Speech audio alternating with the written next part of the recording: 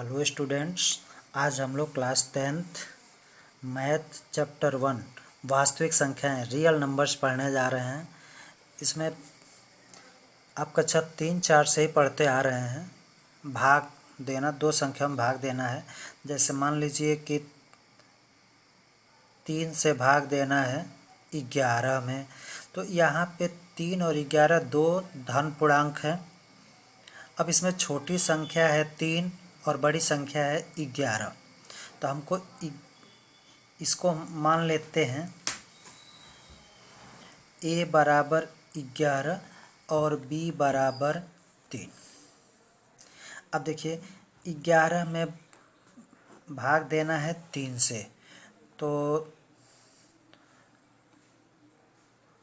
3 त्रिका 9, 3 बार जाएगा, शेष बचेगा 2। अब देखिए यहाँ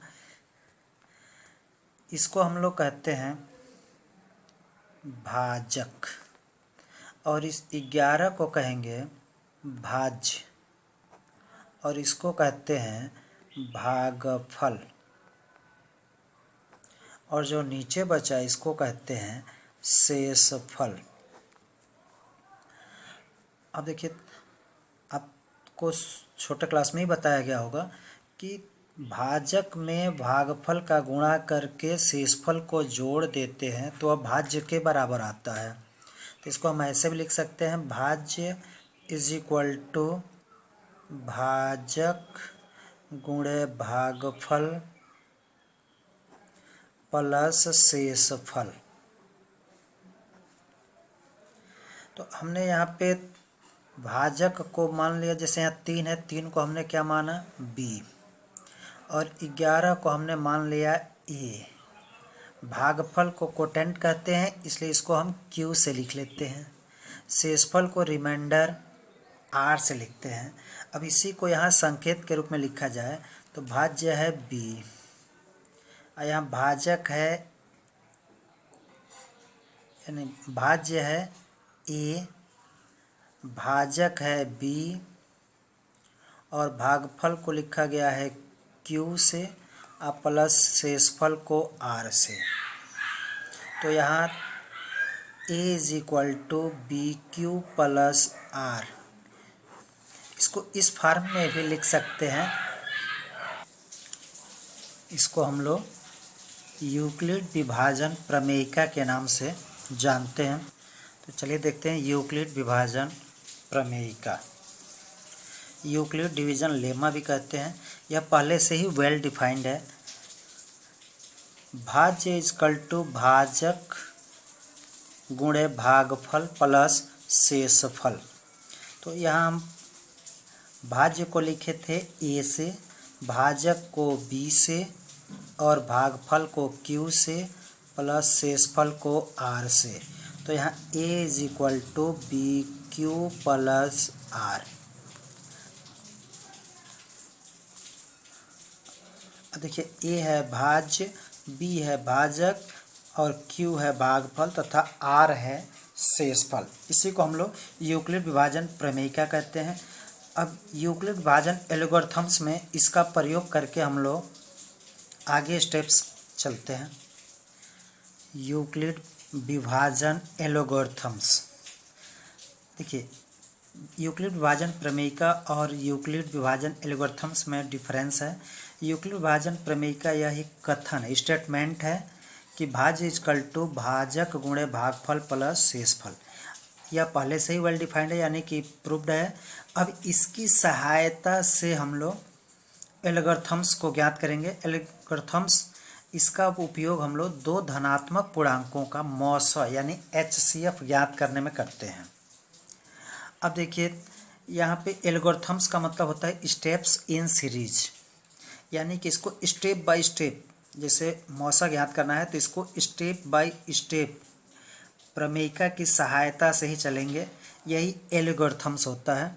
यानी कि अगर हम कोई भी क्रिया करते हैं, अगर स्टेप बाय स्टेप करते हैं रूटीन के साथ, वही एल्गोरिथम्स होता है। तो इस यूक्लिड विभाजन एल्गोरिथम्स का उपयोग मौसा ज्ञात करने के लिए होता है। तो चलिए यहाँ देखते हैं, यहाँ दो धन पूर्णांक लेते हैं a और b, तो देखिए यहाँ a बड़ा है b से, यानी a is greater than b। अब हमको इसका HCF ज्ञात करना है, तो देखिए स्टेप बाय स्टेप इसमें चलना होगा। स्टेप 1 है कि a और b के लिए यूक्लिड विभाजन प्रमेयिका का प्रयोग करेंगे। जैसे a is equal to b q plus r, तो यहाँ यूक्लिड विभाजन प्रमेयिका a is equal to b q plus r. अब ध्यान दीजिए इसमें, जैसे 11 में हमने 3 से भाग दिया था, तो शेषफल यानी r की वैल्यू जो आया था वो 2 आया था। तो यह शेषफल देखिए यहाँ 0 भी आ सकता है। जैसे हमने 12 में 3 से भाग दिया, 3 चौको 12 कट जाएगा 0, तो शेषफल 0 आ गया, r की वैल्यू 0। तो यहाँ पे जो शेषफल है, अगर हम 3 से भाग दे रहे हैं तो शेषफल क्या आ सकता है, 0 आ सकता है, या 1 आ सकता है, या 2 आ सकता है। क्योंकि 3 जब आ जाएगा तो भाग चला जाएगा, या 3 से अधिक आएगा तो भी भाग चला जाएगा। तो शेषफल तभी बचेगा जब वह 3 से कम होगा, यानी कि भाजक से कम होगा। जिस संख्या से हम भाग दे रहे हैं उससे कम अंक आता है तो ही शेषफल होगा, उससे अधिक आएगा तो भाग चला जाएगा। इसलिए यहाँ हम कह सकते हैं कि जो शेषफल r है इसकी वैल्यू 0 भी आ सकता है, और नहीं तो 0 से बड़ा आएगा। तो 0 से बड़ा आएगा या 0 के बराबर, लेकिन कितना से छोटा, 3 से छोटा होगा, यानी हम कह सकते हैं भाजक से छोटा होगा। तो यहाँ भाजक को हम लोग b से लिख रहे हैं, तो इसको ऐसा भी लिख सकते हैं कि 0 is less, r is greater than r equal to 0 और लेस देन b। अब यहाँ इक्वल टू नहीं लगाएंगे, क्योंकि अगर यह b के इक्वल हो जाए तो भाग चला जाएगा एक बार में, इसलिए यह b से छोटा ही रहेगा, यानी भाजक से छोटा रहेगा। तो ये कंडीशन आपको विशेष रूप से ध्यान देना है कि r की वैल्यू 0 हो सकता है या 0 से बड़ा, लेकिन भाजक यानी b से छोटा होगा। तो चलिए स्टेप 1 में है, a और b के लिए यूक्लिड विभाजन प्रमेयिका का प्रयोग करने पर a equal to b q plus r, जबकि r की वैल्यू अभी बताए हैं 0 से बड़ा होगा या 0 के बराबर, लेकिन b से छोटा होगा, यानी भाजक से छोटा होगा। अब देखिए स्टेप 2 में यदि हम भाग दे रहे हैं तो r यानी शेषफल अगर 0 आ जाता है तो जो b है यानी जो भाजक है वह a और b का HCF यानी मौसा हो जाएगा। अगर r यानी शेषफल 0 नहीं आता है, नॉट इक्वल टू 0, तब b यानी भाजक और जो r शेषफल है इसके लिए पुनः हम यूक्लिड विभाजन प्रमेयिका का प्रयोग करेंगे, यानी शेषफल से भाजक में भाग देंगे और वही क्रिया करेंगे a equal to b q plus r जैसे। अब स्टेप 3 है कि यूक्लिड विभाजन प्रमेयिका का प्रयोग तब तक जारी रखेंगे जब तक शेषफल 0 न आवे। अगर शेषफल 0 आ जाता है तो उसका जो भाजक होगा वही HCF होगा। अगर शेषफल 0 आ जाएगा तो जो भाजक होगा वही उसका मौसा यानी HCF होगा। यही है यूक्लिड विभाजन एल्गोरिथम्स। चलिए अब देखते हैं अंकगणित की आधारभूत प्रमेय, फंडामेंटल थ्योरम ऑफ अर्थमेटिक।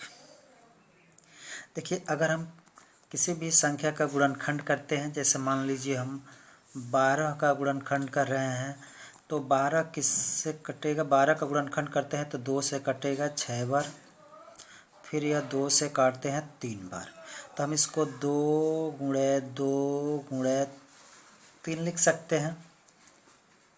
अब देखिए 12 का हमने जो गुणनखंड किया, अब 2 2 और 3 यह अब किसी अंक से नहीं कटेगा, यानी कि यह जो गुणनखंड है अभाज्य गुणनखंड है। हालांकि हम चाहते इसको तो 12 को 2 गुणे 6 भी लिख सकते थे, लेकिन यह जो गुणनखंड है हमेशा अभाज्य रूप में लिखा जाता है, जबकि यहाँ 6 भाज्य है, इसलिए हम ऐसे गुणनखंड नहीं लिखेंगे।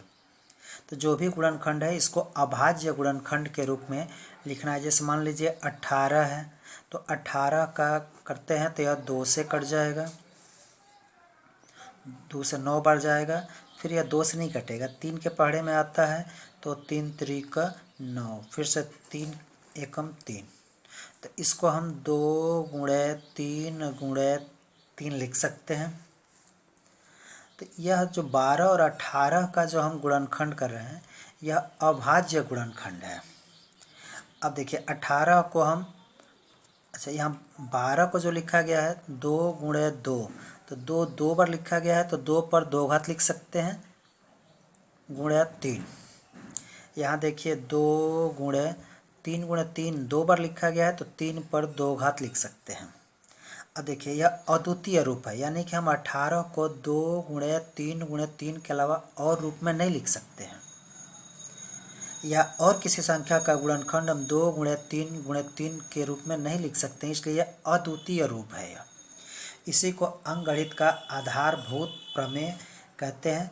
तो देखिए अंकगणित का आधारभूत प्रमेय, किसी भी भाज्य संख्या को, देखिए यहाँ 12 और 18 यह भाज्य है क्योंकि यह विभाजित हो जाएगा, तो भाज्य संख्या को अभाज्य गुणनखंडों के, देखिए हमने अभाज्य गुणनखंड किया 2 से, फिर 2 से कटा है, फिर यह 3 से कट गया है, तो अभाज्य गुणनखंड के गुणनफल के रूप में अद्वितीय रूप में लिखा जाता है। अद्वितीय रूप का मतलब हुआ कि अब इसके समान दूसरा नहीं लिखा जा सकता है। जैसे हम दूसरे संख्या का गुणनफल इस रूप में नहीं लिख सकते हैं, तो 12 का बस ऐसे ही लिखा जाएगा 2 गुणे 2 गुणे 3, यानी कि 2 2 रहेगा और 1 3। तो इस तरह से किसी भी भाज्य संख्या को अभाज्य गुणनखंड के गुणनफल के रूप में अद्वितीय रूप में लिखा जा सकता है। यही है अंकगणित का आधारभूत प्रमेय। चलिए अब चैप्टर चालू करते हैं, प्रश्नावली 1.1 नेक्स्ट वीडियो में।